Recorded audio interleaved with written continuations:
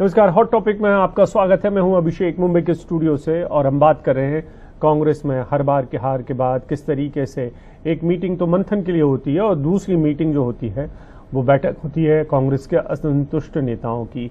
5 राज्यों के बाद जो हाहाकार मचा है कांग्रेस के अंदर वो कुछ नया नहीं है, लेकिन इसमें नंबर ज्यादा जुड़ते जा रहे हैं, यानी कि जो नए नए आपको चेहरे भी दिखाई देने लगेंगे जो G23 में शामिल हो सकते हैं या होने की कोशिश कर रहे हैं। जैसे कपिल सिब्बल तो हैं ही, शशि थरूर, मनीष तिवारी, भूपिंदर सिंह हुड्डा, आनंद शर्मा, संदीप दीक्षित, राज बब्बर, परनीत कौर और पृथ्वीराज चौहान जैसे नेता शामिल हो रहे हैं आज की बैठक में गुलाम नबी आजाद के घर पर। ये जो असंतुष्ट नेता हैं इनके सुर पहले से भी खुले रहे हैं, ऐसा नहीं कि नई बात कर रहे हैं।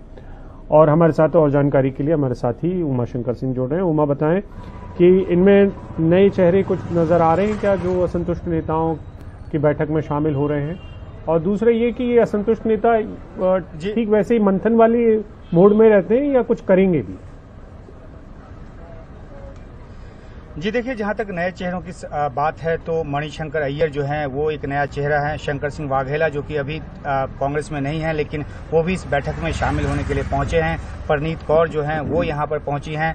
तो ये 3 जो हैं वो नए चेहरे यहां पर हैं। जो G23 था उसमें से जो 2 नेता थे, जितिन प्रसाद वो बीजेपी में चले गए। इसके अलावा शास्त्री जी थे वो भी पार्टी छोड़ गए, तो 21 हो गए थे। लेकिन इन 3 नए आने के बाद आप इसको G24 कह सकते हैं। अगर कोई और नया चेहरा आएगा तो वो भी हम अपडेट करेंगे। लेकिन जाहिर सी बात है कि जो डिनर पहले खबर आई थी कि कपिल सिब्बल के घर पर है, लेकिन वहां पे ये नहीं हुआ। इसके पीछे की वजह ये बताई गई हमें कुछ जानकारों के मुताबिक कि कपिल सिब्बल ने कल जिस तरह का इंटरव्यू दिया था एक अखबार को, उसके बाद वहां पे नेताओं का जाना ये माना जाता कि ये खुली बगावत की बात है। हालांकि अपने तौर पे बगावती सुर ये नेता अपनाते रहे हैं, लेकिन वे ये भी नहीं चाहते कि हर लाइन क्रॉस कर जाएं, और इसीलिए यहाँ पे मंथन और डिनर को लेकर यहाँ पर मिले हैं। इन लोगों की मांग जगजाहिर है, ये लगातार ये कहते रहे कि पूर्णकालिक अध्यक्ष बने कांग्रेस पार्टी को।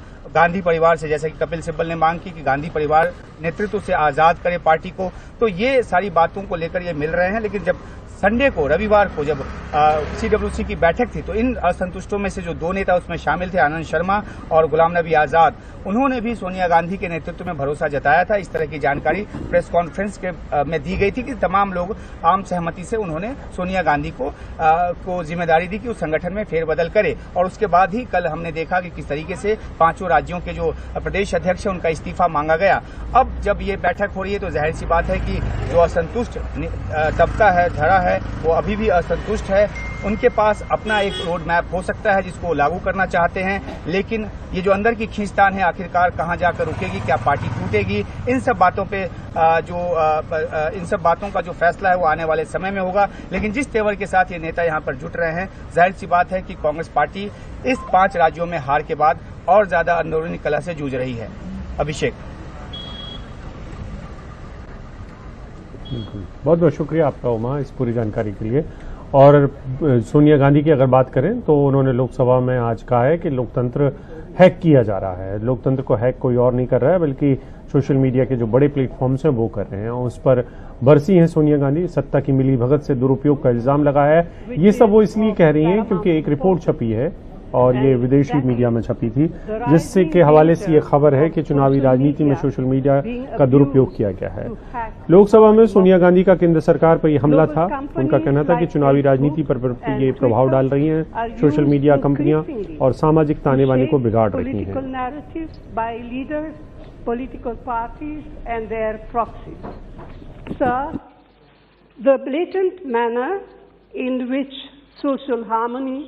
is being disturbed by Facebook with the connivance of the ruling establishment is dangerous for our democracy. I urge the government to put an end.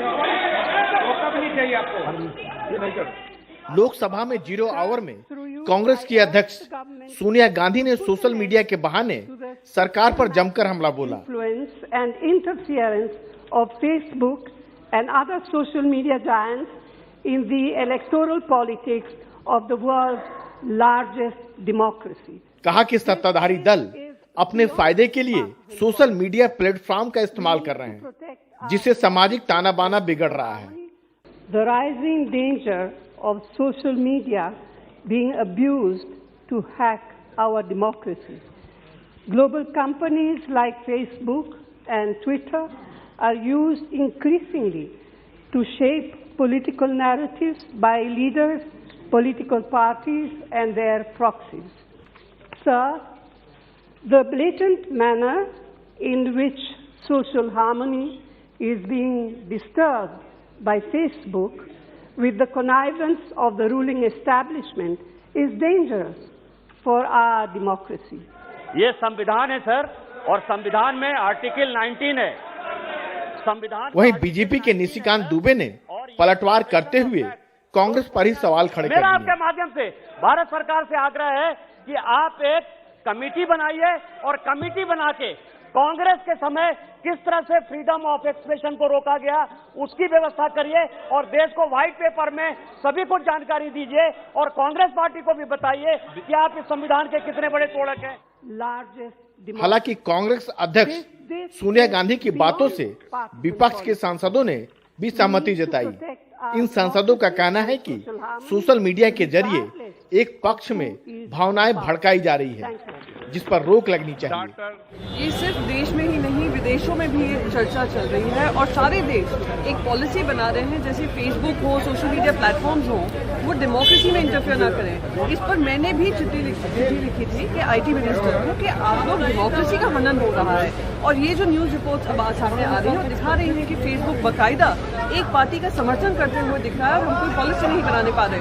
आज वो ये नहीं समझ रहे कि आज वो पावर में हैं और ऐसे सोशल मीडिया प्लेटफॉर्म्स पर एक्शन नहीं ले रहे जो देश में एक तरफा काम कर रहा है। तो ये देश के भविष्य के लिए ठीक नहीं है कि किसी एक पॉलिटिकल पार्टी के लिए या किसी एक कॉर्पोरेट हाउस के लिए या कॉर्पोरेट हाउस की फंडिंग से किसी एक पॉलिटिकल पार्टी के लिए कैंपेन चलाया जाए और जिसके सबूत आ गए हैं। हम चाहेंगे कि सरकार जागे और ऐसे सोशल मीडिया प्लेटफॉर्म्स के खिलाफ कार्रवाई करे। श्रीमती सोनिया गांधी, यह सही है कि कई बार ऐसा देखा गया है कि सोशल मीडिया प्लेटफॉर्म पर एक खास तरह के नैरेटिव बनाया जा रहा है जो न तो लोकतंत्र के लिए ठीक है और न ही सामाजिक सौहार्द के लिए। सोशल मीडिया को दोधारी तलवार माना जाता है, क्योंकि यदि आज यह आपके पक्ष में चल रही है तो कल हवा उल्टी भी चल सकती है। देखना यह है कि सरकार आखिर कब इस बात को समझती है और इसके दुरुपयोग पर वास्तव में कब रोक लगाती है। संसद भवन से राजीव रंजन, एनडीटीवी इंडिया। चुनाव खत्म हो चुके हैं उत्तर प्रदेश में और अब बात पुलिस की है, क्योंकि समाजवादी पार्टी के कार्यकर्ताओं ने जिन ईवीएम से जा रही गाड़ियों को रोका था और जहां पर कुछ हंगामा या प्रदर्शन किया था, अब उनके खिलाफ केस कर रही है पुलिस। सरकारी गाड़ियों की चेकिंग को लेकर समाजवादी पार्टी के कार्यकर्ताओं पर अब पुलिस के केस हो रहे हैं। मतगणना से पहले समाजवादी पार्टी अध्यक्ष अखिलेश यादव ने वाराणसी में ईवीएम चोरी का आरोप लगाया था, जिसके बाद विवाद खड़ा हो गया। उसके बाद उन्होंने अपने कार्यकर्ताओं से 24 घंटे ईवीएम पर नजर रखने को कहा था। इसी क्रम में सपा कार्यकर्ता मतगणना केंद्र में आने जाने वाली गाड़ियों की चेकिंग कर रहे थे। ये 9 तारीख को मतगणना स्थल पर जो भी सरकारी गाड़ियां जा रही थी, जिसमें संबंधित रिटर्निंग ऑफिसर थे और जो अन्य उच्चाधिकारी थे, उनकी गाड़ियां समाजवादी पार्टी के कार्यकर्ताओं के द्वारा अनैतिक रूप से चेक की जा रही थी, जिसके संबंध में थाना पुरानी बस्ती पर 7 मुकदमे पंजीकृत किए गए हैं, जो संबंधित अधिकारियों के साथ में जो भी व्यक्ति कर्मचारी थे उनके द्वारा लिखाए गए हैं। इन अलग अलग मुकदमों में लगभग एक ही बात लिखी है और इनमें 7 CLA एक्ट और 307 की धारा लगी हुई है। सरकारी कार्य में बाधा डालने की धारा लगी हुई है। इनमें कुछ व्यक्ति ज्ञात, करीब 6-7 ज्ञात और करीब 100 अज्ञात कार्यकर्ताओं के खिलाफ मुकदमा पंजीकृत किया गया है। समाजवादी पार्टी के 4 विधायक यहाँ से चुनाव जीते हैं। तब से लगातार पूरे जिले में समाजवादी पार्टी के नेताओं और कार्यकर्ताओं का उत्पीड़न हो रहा है। फर्जी मुकदमे लगा करके उनका उत्पीड़न किया जा रहा है। इसी विषय में हम लोग डीएम साहब से मिल रहे हैं।